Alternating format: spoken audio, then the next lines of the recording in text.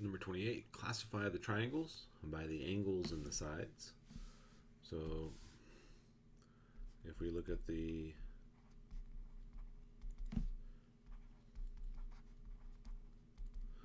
first triangle, notice that it has 3 congruent marks. So that means that this is an equilateral triangle. So we named it by its sides, so it's equilateral.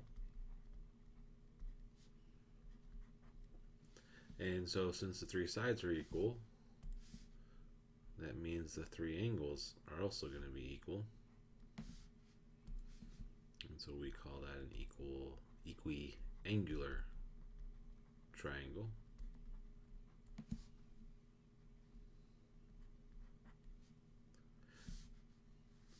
The second one,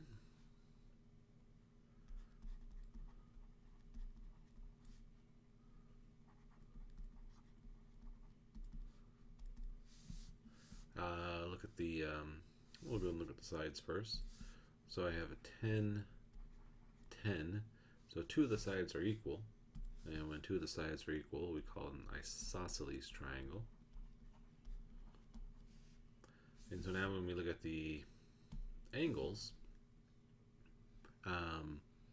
we have 30, but we need to know what this third angle is.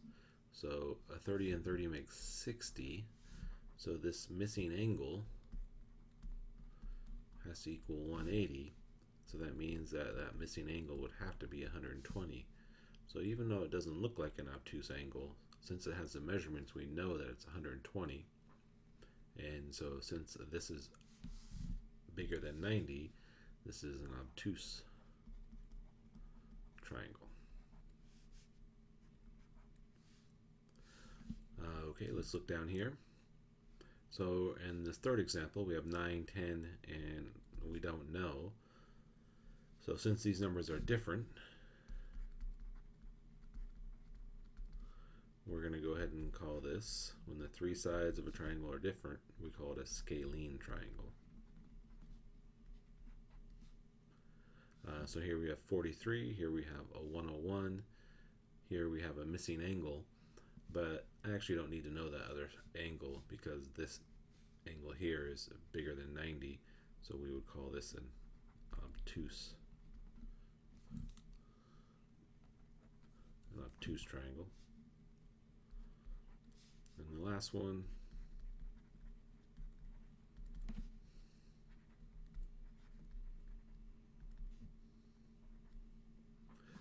so we have 3, 4, 5, 3 different measurements. So again, that's a scalene. The angles, I don't know what these 2 are, and I don't really need to know because as soon as I see this symbol, that makes it a right triangle.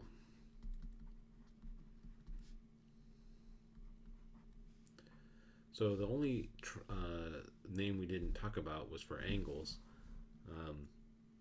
And so we have obtuse when it's bigger than 90. We have a right when it is 90. If all 3 angles are less than 90, then you can also call it an acute triangle. But the equiangular is actually a better name for this one instead of acute because all 3 angles are 60. All right, for number 30, it says, what is the largest angle and which is the smallest angle? So one of the things we learned was that the largest angle is opposite the largest side. So the biggest side we have is 26. So 26 is going to be opposite angle A.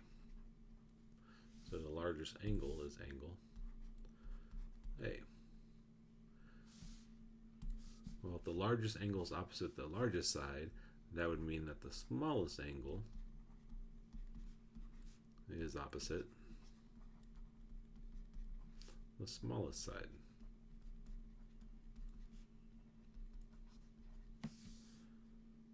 So the smallest side here is 10. So the angle opposite that 10 is angle C.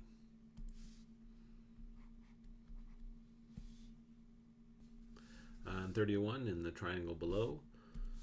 What is the range of values for x? And we have a formula. It's not really a formula, it's more of a pattern. But what you do to get your answer is you subtract the two sides, less than x, less than add the two sides. So we just do 15 minus 10 and 15 plus 10. So we get 5 is less than x is less than 25.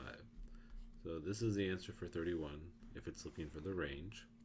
Another possible question might be what's a possible third side? And so you'd want to pick a number between 5 and 25 for that. All right, for a 32, determine if the following could be side lengths. And so in order to see if we have a triangle, we do the small plus medium, and our small plus medium has to be bigger than our large. So the first one, 8 plus 8, is that bigger than 16? So is 16 bigger than 16? And that's no, so it's not a triangle. Now let's look at the next one. 3 plus 7, is that bigger than 9? So since 10 is bigger than 9, yes, this is a triangle.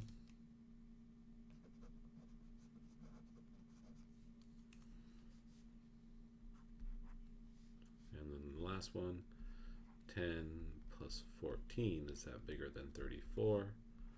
So 24, is that bigger than 34? It's no, not a triangle. For 33 in the figure below, what is the possible value for x? So there's lots of different answers for this one, but remember that your test is going to be multiple choice. So you're going to have 4 values to choose from. And so this question, we really want to know what's the range of possible values. And that's the pattern that we talked about earlier. Subtract, less than x, less than add. So I'm just going to take 19 minus 13, just subtract the two sides, then add the two sides, and so we get 6 less than x less than 32. And so if this, if I were to actually fill in the multiple choice here, I think some possible answers might be 6, 10, 32, and 439. And so if these are now my choices, which one of these 4 makes the most sense? Well, the one that is going to be the answer is the one that works in this inequality. So if I took 6 and I put it here as 6 less than 6, and that's no. What about 10? I put 10 here. Is 6 less than 10? Yes. Is 10 less than 32? Yes. So this could be the possible answer. About 32. I put 32 here. Is 6 less than 32? Yes. But 32 is not less than 32. So that doesn't work, and obviously that doesn't work. So a possible answer is 10. Could be 12. Any number between 6 and 32.